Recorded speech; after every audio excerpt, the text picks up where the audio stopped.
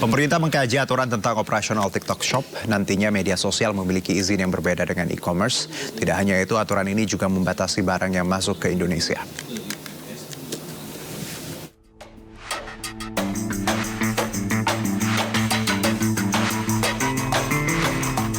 Pro kontra TikTok Shop terus bergulir. Presiden Joko Widodo menekankan TikTok seharusnya cukup menjadi media sosial, bukan media ekonomi. Pemerintah pun telah menyusun draft aturan yang nantinya akan mengatur operasional TikTok dan e-commerce. Ya, ini baru disiapkan, itu kan lintas kementerian dan ini memang baru ininya di finalisasi di Kementerian Perdagangan.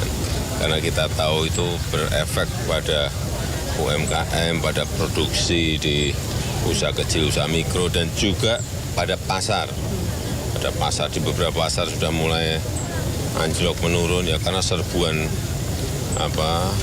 mestinya ini kan dia itu sosial media bukan ekonomi media gitu.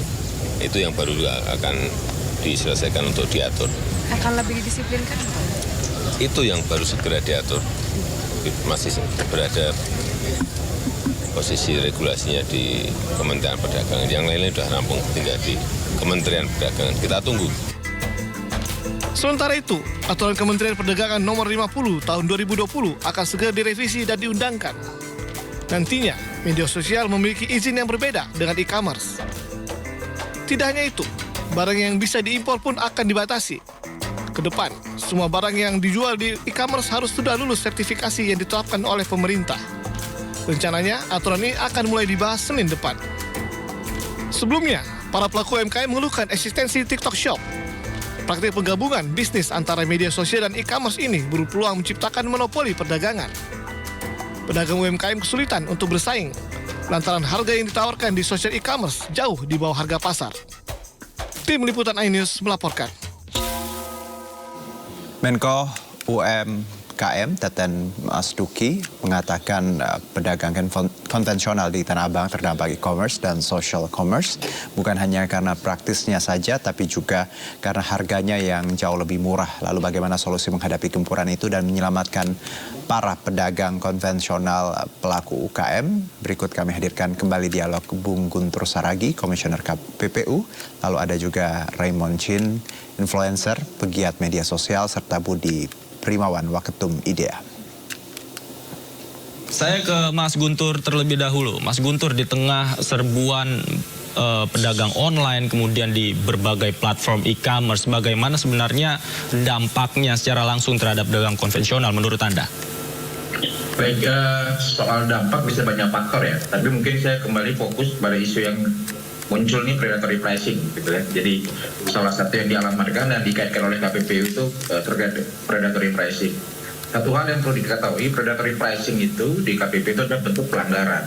Diatur di pasal 20 Undang-Undang 5 1999. Nah, namanya pelanggaran harus berangkat dari alat bukti. Jadi isu yang selama ini berkembang, ini predatory pricing, tentunya KPPU tidak bisa mengambil kesimpulan itu.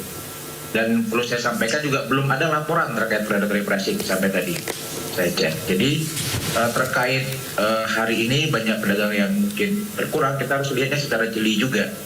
Apakah memang pedagang yang existing hari ini dia switch kepada model online juga? Itu harus dilihat gitu. Karena memang pada sejatinya kehadiran digital, social commerce dan e-commerce itu adalah memberikan peluang hadirnya kegiatan bisnis yang lebih efisien, memberikan alternatif. Jadi kembali lagi saya katakan melihatnya harus jeli juga karena bisa jadi switch ya. Dan kalaupun hari ini barusan jadi dari Sindo News memberitakan adanya ilegal, gitu ya, apakah itu juga bisa berkontribusi? Kemudian juga yang paling penting juga apakah memang ada faktor lemahnya daya saing kita terhadap barang-barang dari impor. Kalau urusan dari itu berarti penyelesaiannya juga berbeda. Jadi saya pikir alamat yang selama ini selalu dilekatkan ini predatory pricing harusnya kita kembali lebih bijak lagi begitu ya, dan kembali lagi bagi siapapun termasuk dari Kementerian Koperasi kita dorong kalau memang ada dugaan pelanggaran lapor dan tidak usah bermain isu di publik karena memang domain pelanggaran predatory pricing itu ada di Undang-Undang 5 1999. Jadi melabelkan pelanggaran persaingan tentunya itu harus masuk dalam pelanggaran norma yang ada menjadi undang-undang yang diamanahkan oleh negara gitu.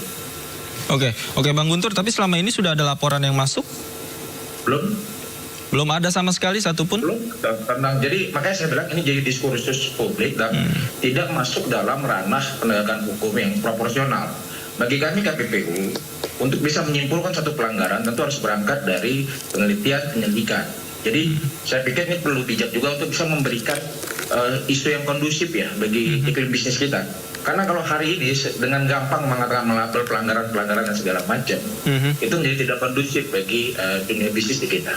Oke, saya ke Bang Raymond. Bang Raymond, Anda pengusaha sekaligus influencer. Menurut Anda apa yang membuat e-commerce ini bisa sangat mematikan bagi para pelaku usaha konvensional? Ya, saya tuh 8 tahun terakhir praktisi digital, konsultan digital untuk perusahaan multinasional di Singapura juga. Jadi saya tuh tahu betul perubahan e-commerce dan public policy digital, lebih tepatnya di Indonesia ya. Karena kejadian ini pernah terjadi di Shopee waktu itu. Di saat Shopee ngebuka cross border, yaitu siapapun bisa membeli produk langsung dari Tiongkok masuk ke Indonesia.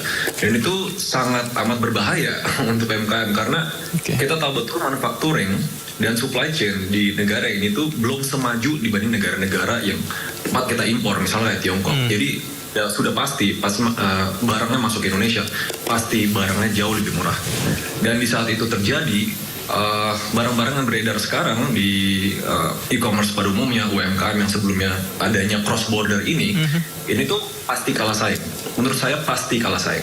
Tapi sampai di skala mana, benar sekali saya setuju sama Pak Guntur, harus dilakukan penyelidikan berdasarkan data dan fakta yang ada.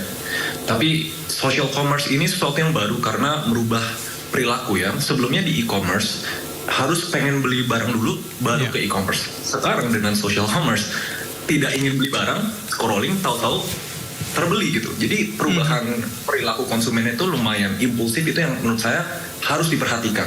Jadi saya setuju harus ada penyelidikan dan lihat dari data lagi ya kalau soal ini.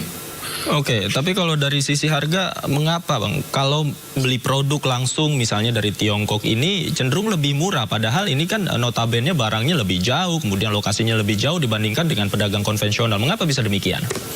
Benar, tapi negara Tiongkok sudah invest manufacturing dan teknologi di Shenzhen yang pertumbuhannya 30.000 kali lipat sejak diinvestasi itu di sana. Sedangkan di Indonesia, kalau kita ngomong UMKM sebagai tulang punggung negara kita, banyak ibu yang masih menjahit tradisional dengan tangan, banyak keluarga yang masih membuat sepatu dengan tangan. Pasti secara ekonomi pasti lebih mahal dibanding yang pakai mesin-mesin canggih.